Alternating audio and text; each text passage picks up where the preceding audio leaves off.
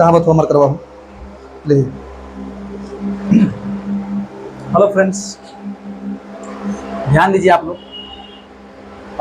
इसके पहले वाले वीडियो में मैंने आपको जो है पढ़ाया था किरेल और अकिरेल वस्तुओं के बारे में, और पढ़ाया था किरेलता क्या है।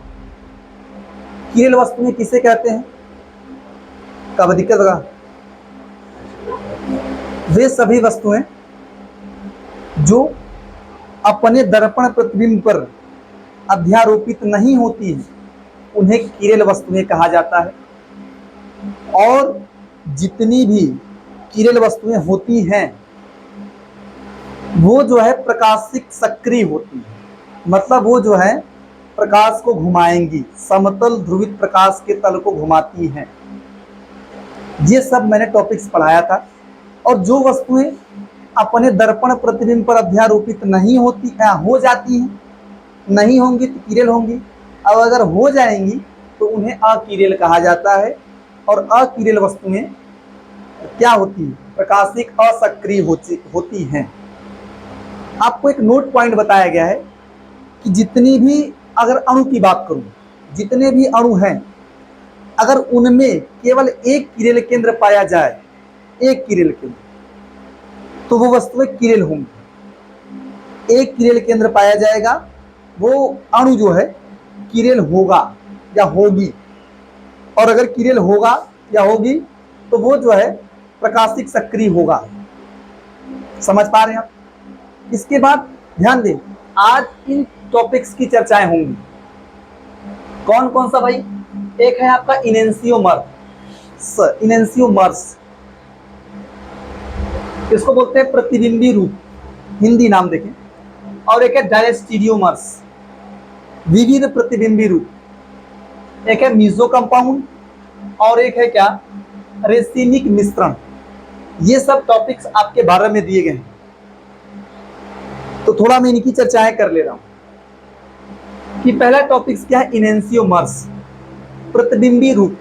प्रतिबिंबी रूप का मतलब ये समझ लो कि जितने भी प्रतिबिंबी रूप होते हैं, अगर दो वस्तुएं हैं वो प्रतिबिंबी रूप हैं, और कह सकते हैं दर्पण प्रतिबिंब पर अध्यारोपित नहीं होती।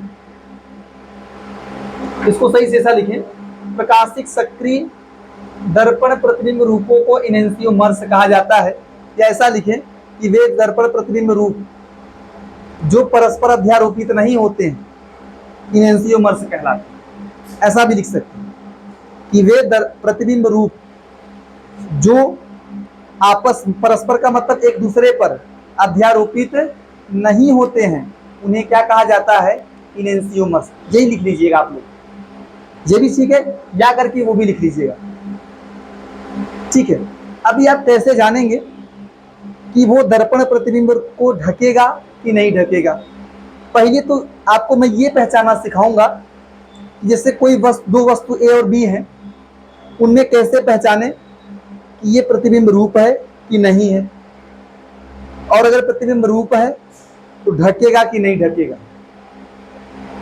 इनेंसियोमर्स की परिभाषा क्या है? ये भी चलेगा कि प्रकाशिक सक्रिय प्रतिबिंब रूपों को इनेंसियोमर्स कहा जाता है। या ऐसा लिखें कि वे अणु जो है जो अपने दर्पण प्रतिबिंब पर अध्यारोपित नहीं होते, नहीं ठीक है, ये चलेगा जब तक कि प्रकाशिक सक्रिय दर्पण प्रतिबिंब रूपों को यही कहा जाता है, इनेंसियोमर्स। जैसे देखो इसका आप इन दोनों को बोलते हो क्या? प्रतिबिंब रूप। जानते हैं क्यों?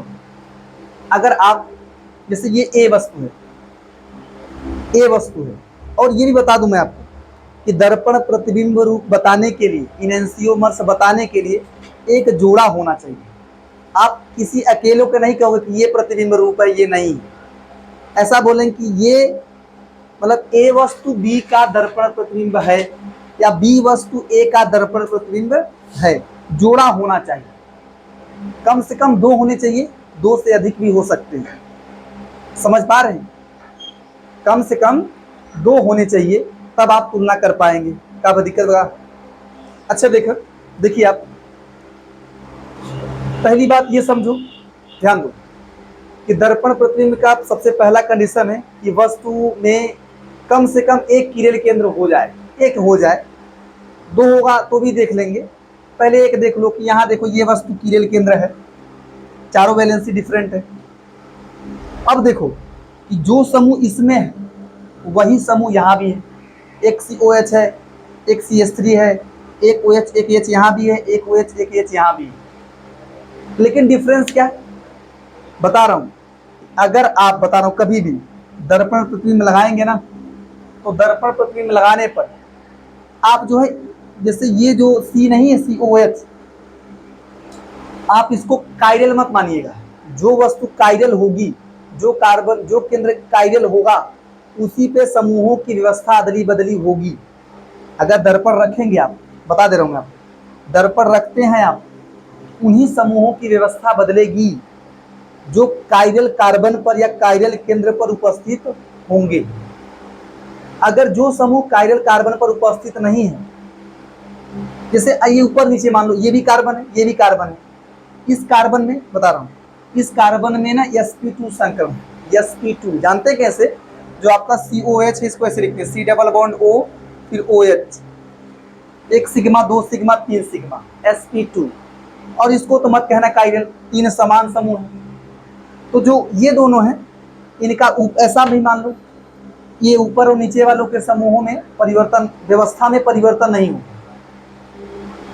ऊपर वाले समूह के और नीचे वाले समूह के अरेंजमेंट में परिवर्तन नहीं होगा, इसका परिवर्तन होगा।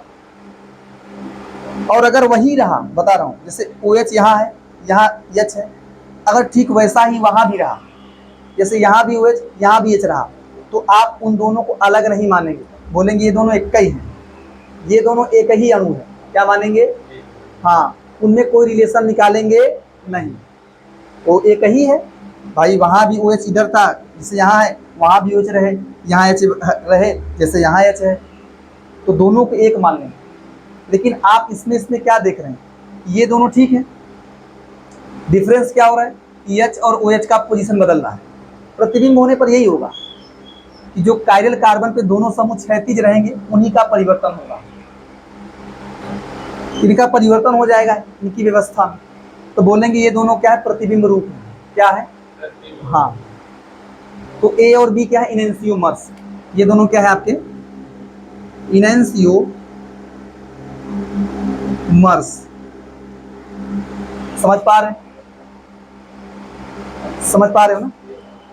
अगर ये बता दूं आपको समझ से, आइडेंटिकल कब मानेंगे, समान कब मानेंगे, जब व्यवस्था बदले ही ना, ठीक है, ऐसी व्यवस्था वहां भी हो जाए तो बोलोगे एक ही है, ठीक है, आइडेंटिकल है। यहाँ बात करें कैसे, यहाँ मानोगे प्रतिबिंब रूप है, तो ये समझ लो, इन दोनों को मत देखो, प्रतिबिंब लगाओ। आपसे ये पूछ सकता है यहाँ कायरल कार्बन कितने या किरल केंद्र कितने, जो एक केंद्र नहीं, एक कार्बन, देखो एक H, एक Cl है, एक CH3 है, तीन ग्रुप अलग है, और इसका चौथा ग्रुप ये सब। मैंने आपको यही बताया था किरल कार्बन कैसे छांटे या किरल केंद्र कैसे छांटे। किरल केंद्र में जो जिस कार्बन की या जिस परमाणु की बात करें आप, उसके चारों समूह आपस में समान नहीं होने चाहिए।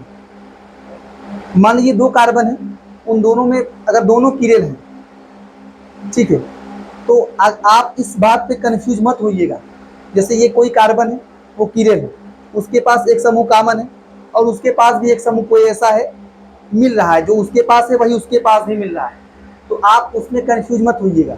हमको बस जिस विशिष्ट कार्बन की बात कर रहे हैं, जिस विशिष्ट परमाणु की बात कर रहे हैं, उस परमाणु पर चार अलग अलग समूह लगे होने चाहिए। वही समूह वहां लग गए उससे मतलब नहीं है, वही समूह अगले कार्बन पे भी लग जाए हमसे उससे मतलब नहीं है। जब हम उस कार्बन की बात करेंगे, उसके चारों समूह आपस में देखेंगे, हमको अगले कार्बन से तुलना नहीं करनी है कि अगले कार्बन के पास क्या था, इस कार्बन के पास क्या है। समझ पा रहे हैं, कंफ्यूज नहीं होना है। अब देखो ये कार्बन, एक H, एक Cl, एक CH3, एक पूरा ग्रुप, ऐसे यहाँ देखो एक Cl, एक H, एक मतलब एक CH3, एक H, और एक ये पूरा ग्रुप, ठीक है, एक ये पूरा ग्रुप है। तो आप मान लें यहाँ किरल केंद्र कितने हैं, दो हैं। बस आप देखो कि अगर दर्पण लगाइएगा, ये समझ लो, ये अगर मैंने दर्पण लगाया तो ये पोजीशन बदलेगा और ये पोजीशन में क्या होगा, बदलेगा। अगर दर्पण लगाया तो ये वाला इधर आएगा, CL उधर, और ये CL इधर, H उधर। क्या उसमें वैसा व्यवस्था है? हाँ, है कि नहीं?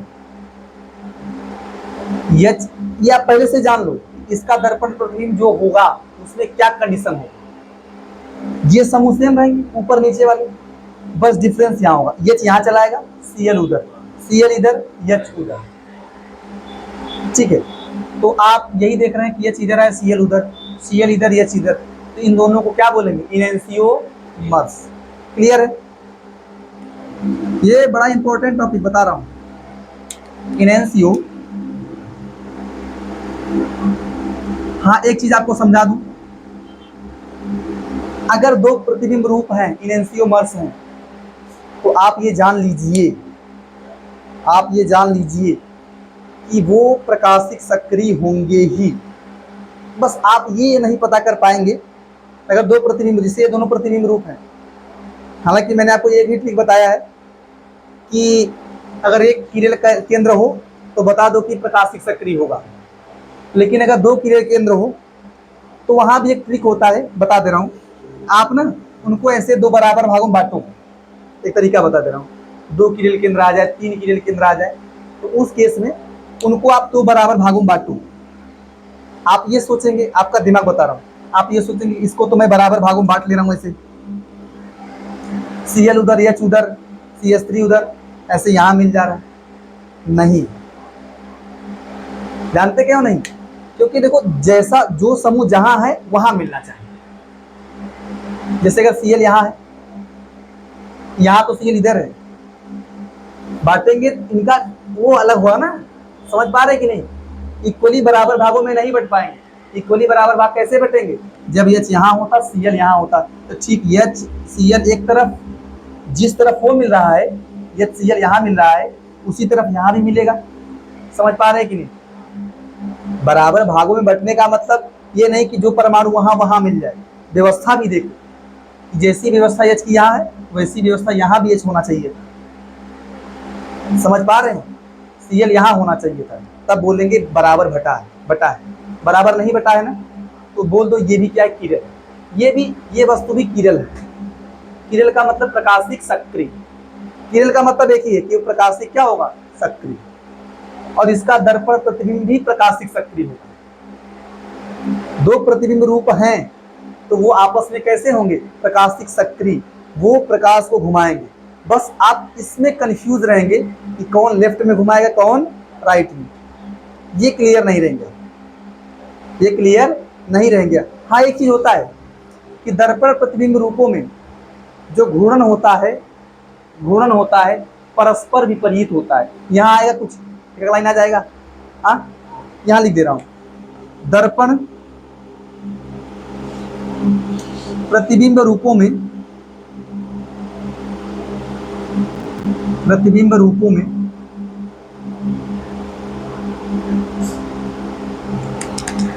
घूर्णन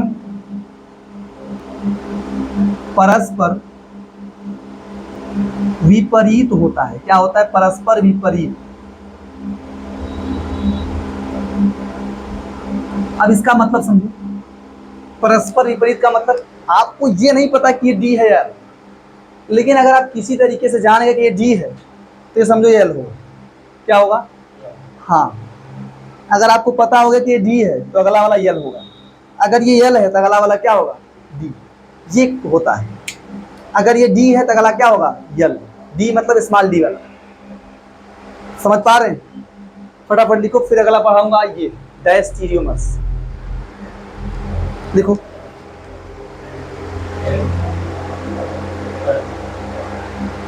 ज्यादा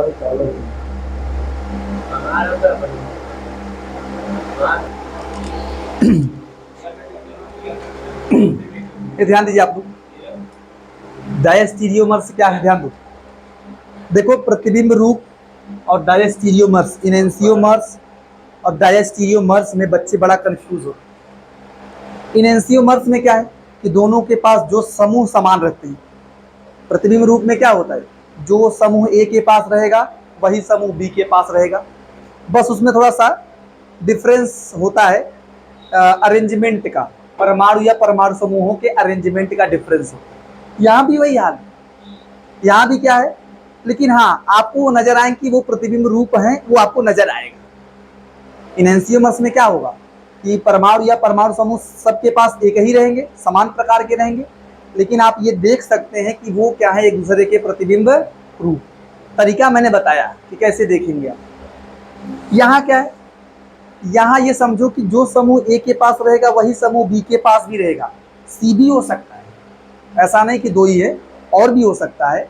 उनके पास समूह समान रहेगा लेकिन वो एक दूसरे के प्रतिबिंब रूप नहीं होंगे। बस ये समझे कि जो समूह एक के पास रहेगा वही समूह अगले के पास भी रहेगा।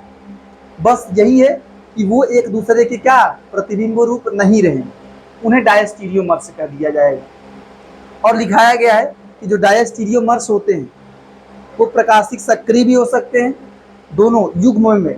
मैं आपको भी एक नोट लिखवाऊंगा कि जो एनेंसियोमर्स होते हैं और डायस्टीरियोमर्स होते हैं ये दोनों जोड़े में पाए जाते हैं। कैसे पाए जाते हैं, कम से कम दो, अकेले में नहीं कि अकेला का तुलना करो ये आपस में डायस्टीरियोमर्स है, ये आपस में एनेंसियोमर्स है, एक ही के कैसे तुलना करेंगे। तुलना करने के लिए कम से कम दो होने चाहिए, तो पेयर्स में पाए जाते हैं। इनैंसियोमर्स, डायस्टीरियोमर्स ये जोड़े में पाए जाते हैं। ठीक है, अच्छा देखो ध्यान से कैसे पता करेंगे। पहले ये समझ लो कि इसके पास जो समूह वही समूह यहाँ भी।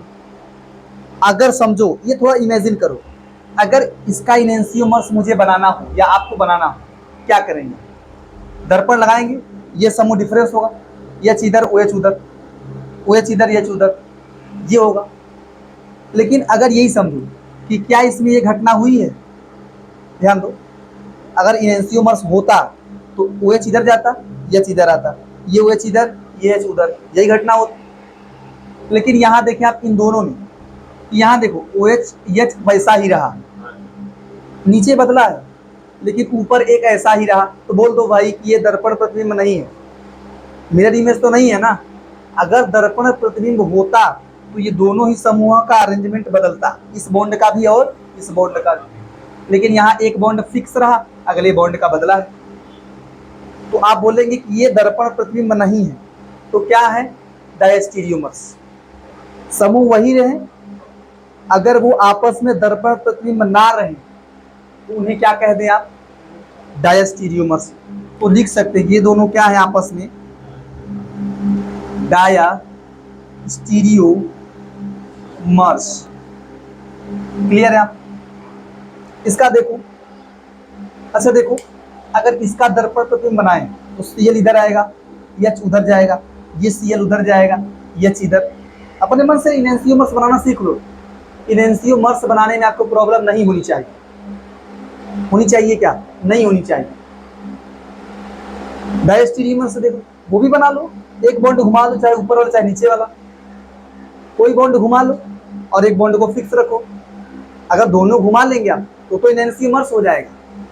अगर इसका मूवमेंट करा देंगे आप, इसका मूवमेंट करा देंगे तो हो जाएगा क्या, इनैंसियोमर्स। लेकिन एक को मूव कराओ, एक को फिक्स रखो, यही बना सकते हैं आप क्या, डायस्टीरियोमर्स। तो जो समूह इधर है वही समूह यहाँ भी।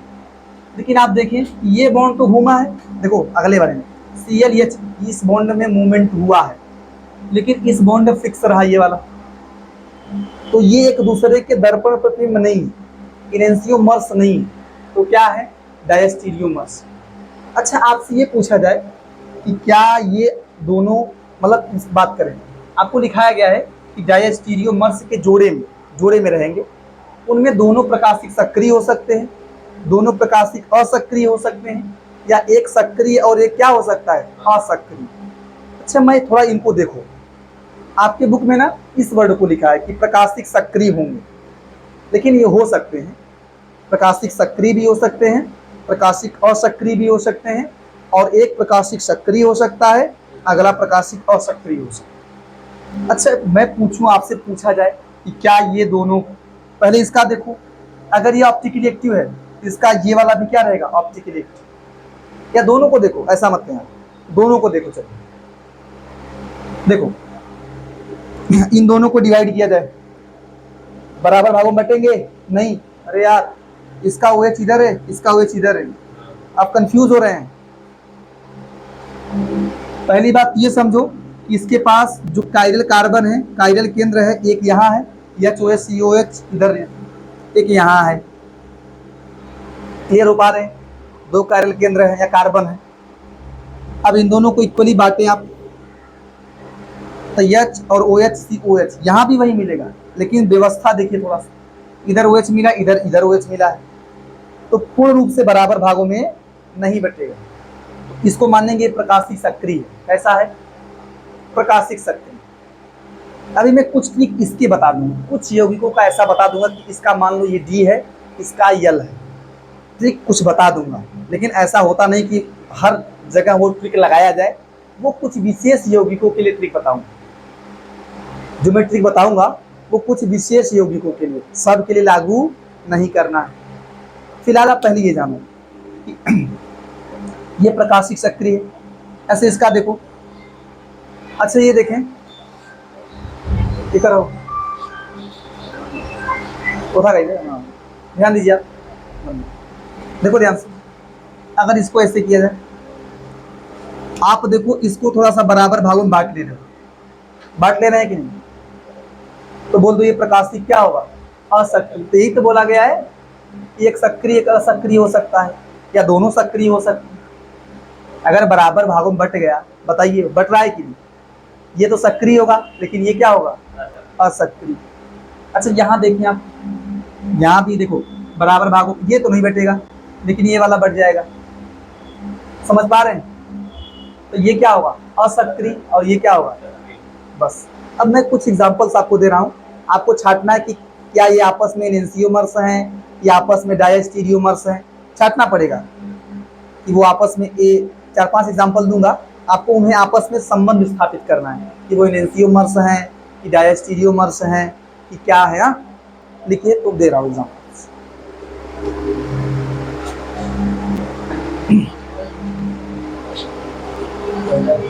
देखिए ध्यान से, देखो ध्यान से, आपके सामने प्रश्न दिया गया है, ये 4 यौगिक दिए गए हैं, पूछा है कि इनमें छांटिए कि कौन आपस में क्या है, एनेंसियोमर्स है कि डायस्टीरियोमर्स है, छांटना है। एनेंसियोमर्स डायस्टीरियोमर्स के कंडीशन मैंने बताए हैं। अच्छा जैसे देखो, जैसे आपसे कहा जाए A और B क्या है, तो देखो अगर A और B में रिलेशन देखें तो देखो, अगर दर्पण रखेंगे OH उधर जाएगा और ये OH इधर आएगा। इसमें देखो क्या ऐसा हुआ है? नहीं, एक OH तो गया है लेकिन दूसरा नहीं गया है, तो ये आपस में क्या है? डायस्टीरियोमर्स। ध्यान दीजिए आप लोग कि अगर दर्पण प्रतिबिंब होगा तो कहेंगे कि ये एनेंसियोमर्स, नहीं है ना, तो आप क्या लिखेंगे? A और B,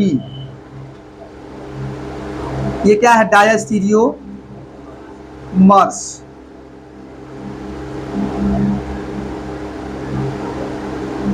अगला देखिए छापे, A और C की बात कर ली जाए कि A और C क्या है। देखो A को देखो, पहले इधर घुमा, वहां घुमा क्या? नहीं, सीधा बोल दो डायस्टीरियोमर्स। OH बॉन्ड ऐसे ही है, ऐसे यहाँ भी तो है, घुमा है क्या? नहीं। समूह तो बराबर है, बात अलग है, समूह समान, लेकिन नहीं घुमा ना, तो आप क्या बोलेंगे? एनेंसियोमर्स न कह के आप इसे बोलेंगे डायस्टीरियोमर्स। A व C, ये भी क्या है? डायस्टीरियोमर्स।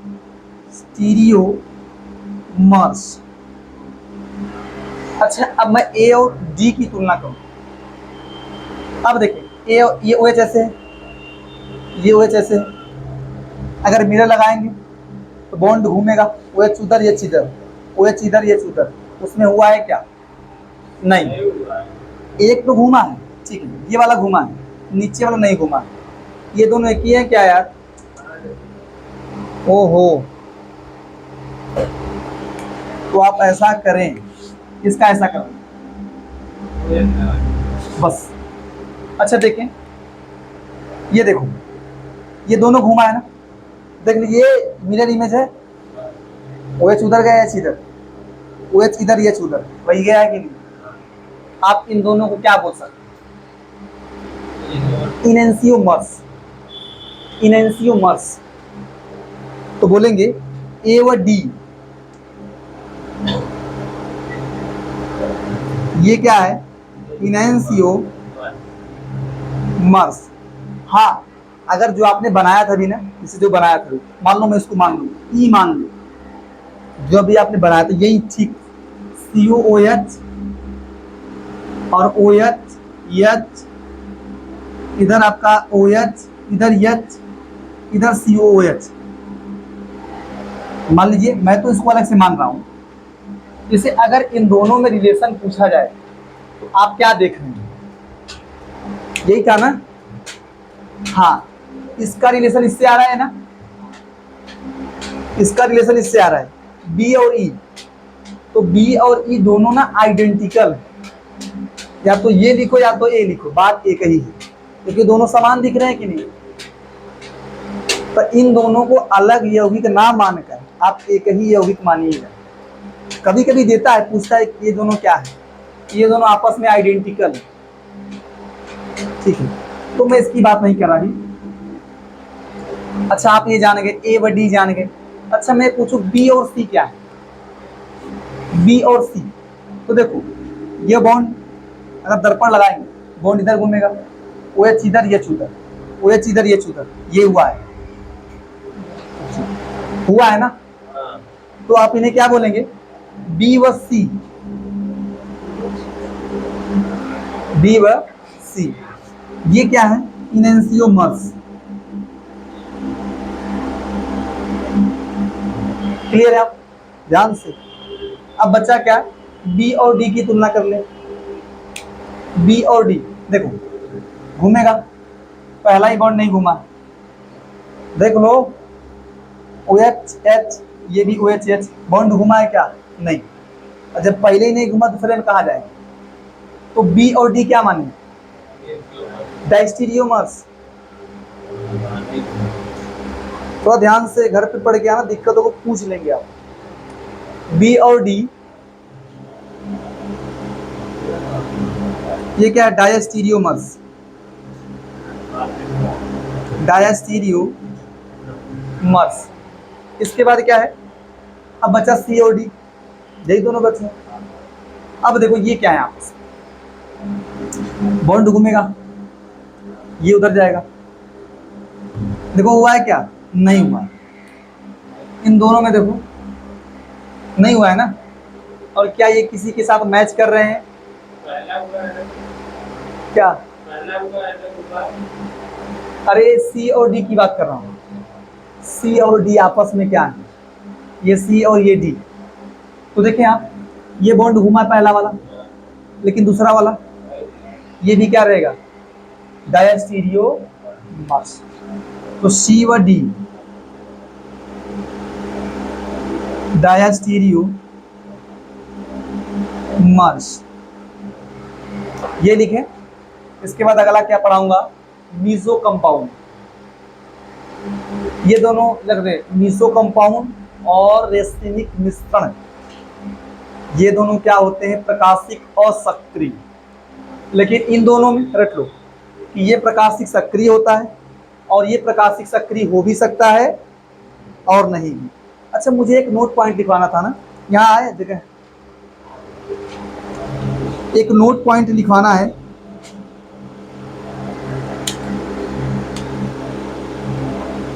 कि इनेंसियोमर्स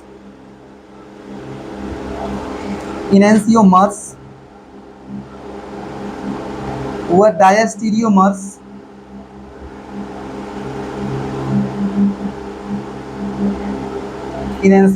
डायस्टीरियोमर्स जोड़े में पाए जाते हैं,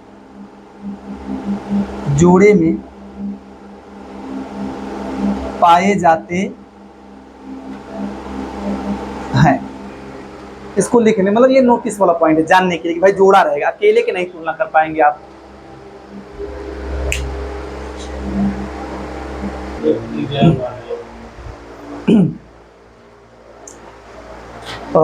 ध्यान दीजिए आप लोग, यहाँ बात हो रहा है मीसो यौगिक, मीसो कंपाउंड के बारे में। आप समझे कि मीसो यौगिक किसे कहते हैं। पहला कंडीशन रख लो कि मीसो यौगिकों में कम से कम दो ना, कम से कम दो कायरल कार्बन होता है। कितना कायरल कार्बन? दो। एक कायरल कार्बन कहीं पाया जाए तो वहां आप मीसो वगैरह का बात नहीं करें। इनेंसियोमर्स कह सकते हो, डायस्टीरियोमर्स कह सकते हो, लेकिन मीसो कंपाउंड कहने के शर्त क्या है कि भाई हाँ, उनके पास कम से कम दो कायरल कार्बन होना चाहिए और क्या होना चाहिए? Plane of symmetry. आप कहेंगे ये क्या है? प्लेन ऑफ सिमेट्री सममिति का तल। सममित का तल मतलब किसी ऐसे तल से, कोई ऐसा तल हो जिससे अणु को दो बराबर भागों में बांटा जा सके, उसे आप बोलेंगे प्लेन ऑफ सिमेट्री। कोई ऐसा प्लेन जिसमें से काटने पर, जहां से काटने पर अणु दो बराबर भागों में बट जाए, उस प्लेन को आप क्या बोलेंगे? Plane of symmetry. इसमें इनमें प्लेन ऑफ सिमेट्री होता है और दो कायरल कार्बन कम से कम होता है, उन्हें आप क्या बोलते हैं? मीसो कंपाउंड। मीसो कंपाउंड। इसका एग्जांपल एक, हाँ ठीक है, ये दिया है, ध्यान दिया। इसमें होता क्या है पता है? ये देखो ध्यान से समझ लो। जैसे ये है ना, पहले पहचान लो कि भाई इसमें ये एक कायरल कार्बन है, ये एक कायरल कार्बन है और ये क्या है? अगला कायरल कार्बन। ये एक कायरल कार्बन, ये क्या है? अगला कायरल कार्बन। दो कायरल कार्बन है और इसमें आप देख रहे हैं प्लेन ऑफ सिमेट्री भी है। देखो यार बट रहा है ना वो, प्लेन ऑफ सिमेट्री। मैं शॉर्ट में बोलता हूँ POS, प्लेन ऑफ सिमेट्री, या सिमेट्री लिखा है। अच्छा मैं ये देख लो, या ऐसा भी हो सकता है कि OH इधर आ जाए, फिर भी तो बढ़ सकता है। वही सेम है, बस यहाँ OH इधर है, यहाँ OH इधर है। ये एक दूसरे के, अगर इन दोनों की बात कर लूँ तो ये एक दूसरे के जो है, आप मान सकते हैं कि प्रतिबिंब रूप हैं, मान सकते हैं ना।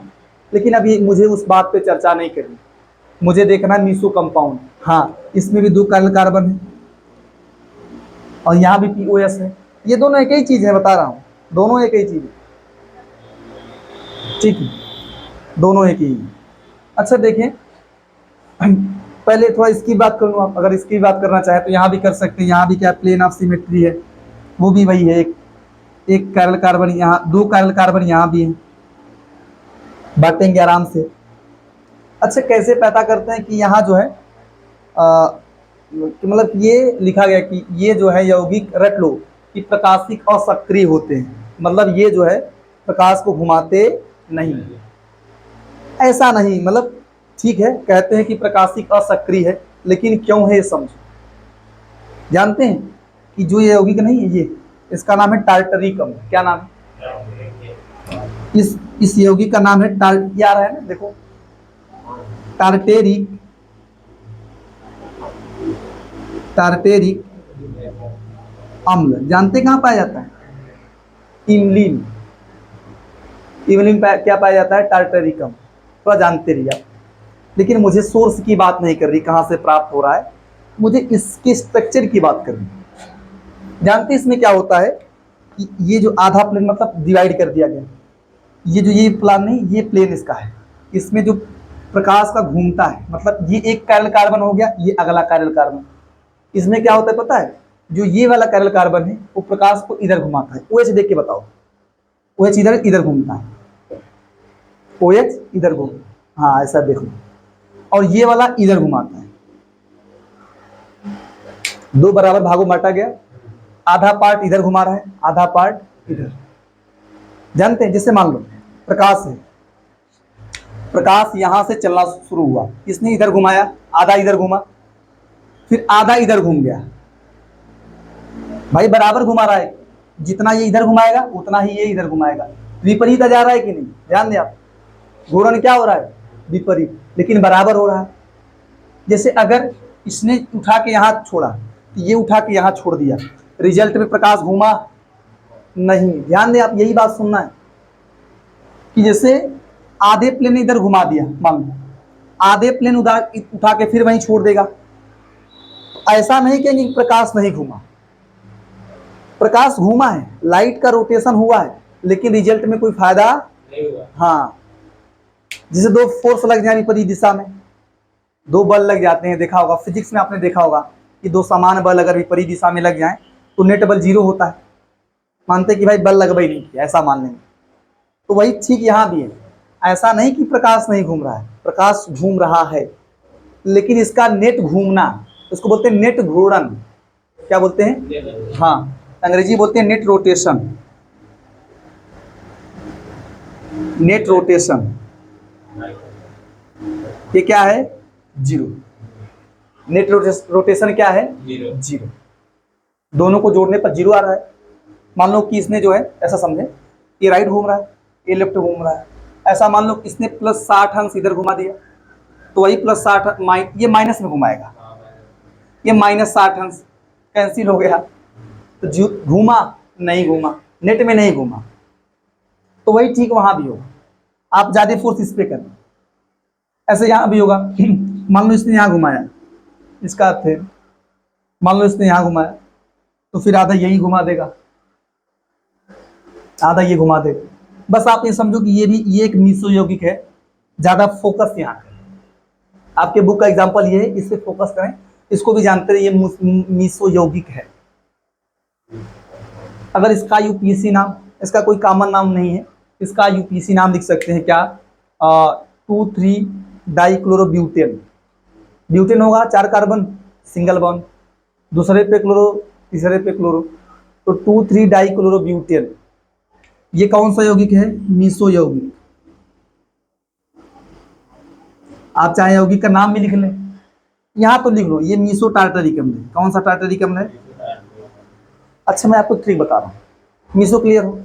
मैं आपको बता रहा हूँ, डी टार्टरिक अम्ल। आपसे कोई कहे कि डी टार्टरिक अम्ल, स्मॉल डी टार्टरिक अम्ल, स्मॉल एल टार्टरिक अम्ल का स्ट्रक्चर बनाओ। स्मॉल डी टार्टरिक अम्ल या स्मॉल एल टार्टरिक अम्ल का संरचना बनाइए। आप OH ही देखना, OH के हिसाब से मूवमेंट कराइए। आप प्रकाश के घुमाओ, प्रकाश को घुमाइए OH के हिसाब से। मान लो अच्छा दोनों OH विपरीत हो जाए, जैसे ये OH इधर है, ये OH इधर हो जाए, तो मान लो ये इधर घुमा, ये ऐसे जाएगा, मतलब OH के हिसाब से घूमेगा। समझे ध्यान से। आप COH है, ठीक है, मैं समझ, आप समझ रहे हैं कि COH है, मैं बस OH को फोकस करा रहा। प्रकाश का घूर्णन OH के हिसाब से हो रहा है। तो देखिए, इसने इधर घुमाया, ये इधर घुमा दिया, तो नेट घूम रहा है ना। किधर घूम रहा है? ये किधर घूम रहा है बताइए? राइट में। ध्यान दीजिए आप, ये राइट होता है ना, क्लॉकवाइज। तो अगर इसी में OH यहां ला दीजिए, इसका नाम D हो जाएगा। क्या हो जाएगा? क्योंकि डी टार्टेरिक अम्ल, क्यों प्रकाश को कहां घुमा रहा है? हाँ, समझ पा रहे हैं आप डी टार्टेरिक अम्ल भी जान लीजिए, घर पे जाके डी टार्टेरिक अम्ल का स्ट्रक्चर बना लीजिएगा। समझ तो गए हैं आप? क्लियर है ना? इधर घुमा देगा। अच्छा, मान लो मैं इस OH को यहां रखूं, इस OH को यहां रखूं, तो इसके हिसाब से घुमा दो, इसके हिसाब से। ये मान लो इधर घुमा दिया, ये इधर, ऊपर वाले के हिसाब से घुमा दो, ये पास में इधर से घुमा दो। ये किधर घुमा रहा है? लेफ्ट में, एंटी क्लॉकवाइज। ये क्या होगा आपका? L tartaric, L tartaric. और कौन सा एल? कैपिटल एल नहीं, स्मॉल एल। क्लियर है आप?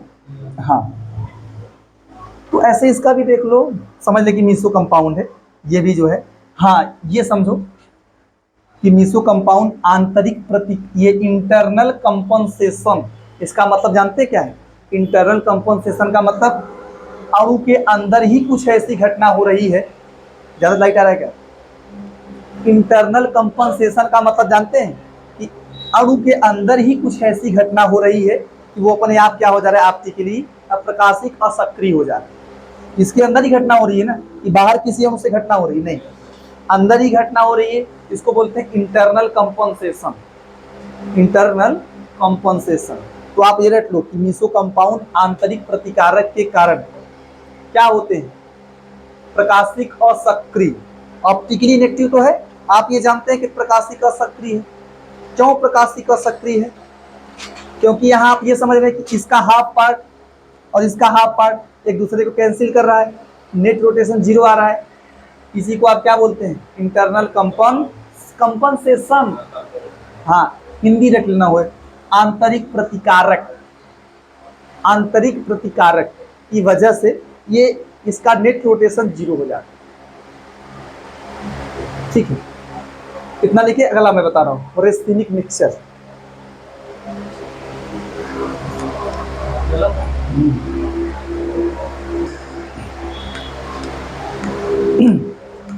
ध्यान दीजिए आप लोग, इसका नाम होना चाहिए एल लैक्टिक एसिड। लैक्टिक, थोड़ा ध्यान दीजिए, आप पहले समझ लीजिए कि जो ये लैक्टिक एसिड है ना, ये लैक्टिक एसिड है, इसका आईयूपीएसी नाम होता है 2 hydroxy propanoic acid. Lactic acid है, इसका आईयूपीएसी नाम होता है 2 हाइड्रोक्सी, और ये क्या है, प्रोपेनोइक। ये कार्बन है ना, 3 कार्बन, प्रोपेनोइक एसिड हो जाएगा। अच्छा, आप ये समझ लें, इसमें एक कायरल कार्बन है, एक है, यहाँ भी एक ही है। अच्छा, क्या देखें, ये दोनों एक दूसरे के दर्पण प्रतिबिंब नजर आ रहे हैं? अरे हाँ यार, ये दोनों फिक्स हैं, इन्हीं का पोजीशन तो बदल रहा है। इसको डी मान लिया और इसको क्या मान लिया, एल। एक दो तरीके से थोड़ा जान लीजिए, ये आपका डी लैक्टिक अम्ल है, ये कौन सा लैक्टिक अम्ल है, एल लैक्टिक एसिड। हर जगह ये नहीं यूज करेंगे, कुछ विशेष रख लीजिए और वहां ट्रिक बना ले आप कि चलो ये डी ऐसे बना दूंगा, एल ऐसे बना दूंगा। अच्छा, आपने जो पढ़ा है प्रतिबिंब रूप ना, प्रतिबिंब रूप की तरह ही इनेंसियोमर्स, ये रेसिनिक मिश्रण, जैसे आपने पढ़ा है इनेंसियोमर्स, ठीक वैसा ही ये भी है। लेकिन इनेंसियोमर्स में क्या है, बताते हैं कि दर्पण प्रतिबिंब है। अब उसमें और ये भी जानते हैं आप कि दर्पण प्रतिबिंब अगर होगा, इनेंसियोमर्स अगर होगा, तो वो प्रकाशिक सक्रिय होगा, ये भी जानते हैं। दोनों क्या होंगे, प्रकाशिक सक्रिय, दोनों प्रकाशिक सक्रिय होंगे। अगर एक डी होगा तो एक क्या होगा, यल। अगर एक यल होगा तो अगला क्या होगा, डी।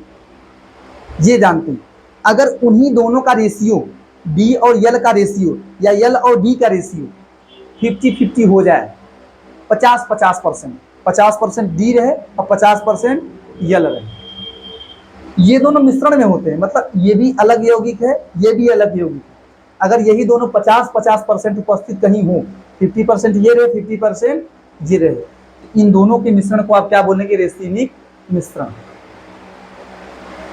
डी फॉर्म और यल फॉर्म, अगर ये कभी 50-50% है, उसके मिश्रण को आप क्या बोलते हैं, रेसिनिक मिश्रण। यही लिखाया गया है कि अनुपात कहो चाहे मिश्रण कहो, 50-50 अनुपात कहो चाहे 50-50 मिश्रण। तो डी फॉर्म और यल फॉर्म, डी रूप और यल रूप के 50-50% अनुपात को, 50-50 अनुपात को क्या कहा जाता है, रेसिनिक मिश्रण। और अगर किसी अभिक्रिया में 50% डी 50% यल मिल रहा है या रेसिनिक मिश्रण बन रहा है, रेसिनिक मिश्रण का मतलब डी और यल बन रहे हैं, 50-50 बन रहे हैं। तो अगर रेसिनिक मिश्रण किसी अभिक्रिया में बन रहा है या बन रहा है, उसको प्रक्रिया को, रेसिनिक मिश्रण बनने की प्रक्रिया को कहा जाता है रेसिनीकरण। रेसिनिक मिश्रण प्राप्त करने की प्रक्रिया को, बनने की प्रक्रिया को आप क्या बोल देते हैं, रेसिनिक मिश्रण। क्लियर है आप? अच्छा देखो, जैसे ये लिखा है, रेसिनिक मिश्रण को प्लस माइनस से दिखाते हैं या डी एल से, क्योंकि इसमें डी भी है और क्या है, दोनों 50-50 है। अगर हाँ मैं बता दूं, अगर मिश्रण है, मेरी बातों को सुने ध्यान से, अगर डी और यल का मिश्रण है, अगर उस मिश्रण में डी ज्यादा, मान लीजिए डी 60% यल 40% है, तो उस मिश्रण को डी कहिए। क्या कहेंगे आप, क्योंकि डी ज्यादा हो रहा है ना, समझे आप लोग। अगर मिश्रण है, डी और यल दोनों है, डी अगर ज्यादा है और यल कम है, तो उस मिश्रण को डी बोलेंगे। हालांकि दोनों है, डी यल दोनों है, लेकिन ज्यादा कौन है, डी, तो डी बोलेंगे। अगर यल ज्यादा है तो क्या बोलेंगे, यल, हालांकि वो मिश्रण है, लेकिन जो फॉर्म बढ़ेगा, डी बढ़ेगा, डी नाम से बोलिए आप, यल बढ़ेगा तो यल नाम से बोलिए, ठीक है। तो ध्यान दें, लेकिन अगर दोनों 50-50 हैं तो ना तो डी बढ़ा, अब दोनों मतलब एक दूसरे के घूर्णन को जीरो कर देंगे ना, डी का मतलब राइट में घुमाएगा और यल का मतलब लेफ्ट में घुमाएगा। अगर वो 50% डी राइट में घुमा रहा है, 50% लेफ्ट में घुमा रहा है, तो नेट घूर्णन क्या हो जाएगा, जीरो। नेट घूर्णन क्या होगा, नेट रोटेशन जीरो हो जाएगा। तो यौगिक क्या होगा, प्रकाशिक और सक्रिय। समझ पा रहे हैं आप भाई, डीएल दोनों है, 50-50 हैं। अगर वो 50% राइट में घुमा रहा है, 50% लेफ्ट में घुमा रहा है, तो कह सकते हैं ना कि नेट घूर्णन 0 हो जाएगा और यौगिक क्या होगा, असक्रिय, प्रकाशिक असक्रिय। आप यहाँ ऐसा नहीं कहीं घूमा नहीं, घूमा है लेकिन नेट में देख रहे हैं कि रिजल्ट में क्या आ रहा है। अच्छा देखिए, आप रेसिनिक मिश्रण को प्लस माइनस या डीएल से दिखाते हैं। इसके बाद देखो क्या बोला है कि रेसिनिक मिश्रण है, आपने कह दिया प्रकाशिक सक्रिय होता है, लेकिन किसकी वजह से, बाह्य प्रतिकारक। बाह्य प्रतिकारक का मतलब ये घटना दो अलग अलग हो रहा है ना।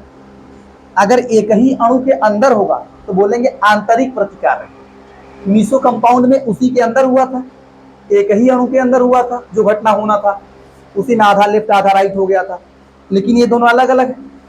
तो अगर अलग अलग हैं तो बोलेंगे बाह्य बोल देंगे, बाह्य प्रतिकारक कह दें आप। तो समझ पा रहे हैं, अगर ये 50% राइट में घुमाएगा तो 50% लेफ्ट में घुमाएगा, 0 हो जाएगा। तो ये टार्टरिक अम्ल का डी रूप है और ये टार्टरिक अम्ल का यल रूप है। अगर ये दोनों कभी 50-50 रेशियो में रहें तो उस अनुपात को या उस मिश्रण को कह सकते हैं क्या, रेसिनिक मिश्रण।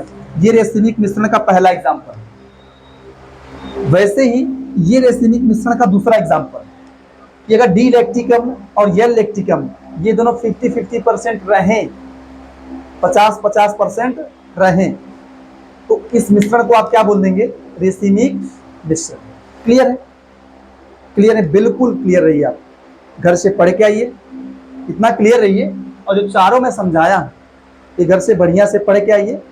1-2 एक्सरसाइज कराऊंगा इस पे, जो भी होगा मेरे से, एग्जाम्पल्स वगैरह मैं आपको कुछ दूंगा और कल अगले वीडियो में, और उसको एग्जाम्पल्स देने के बाद मैं आपको पढ़ाऊंगा GOC, जनरल ऑर्गेनिक केमिस्ट्री। वो बहुत इंपॉर्टेंट टॉपिक है केमिस्ट्री की, ठीक है। इतना बढ़िया से पढ़िए आप।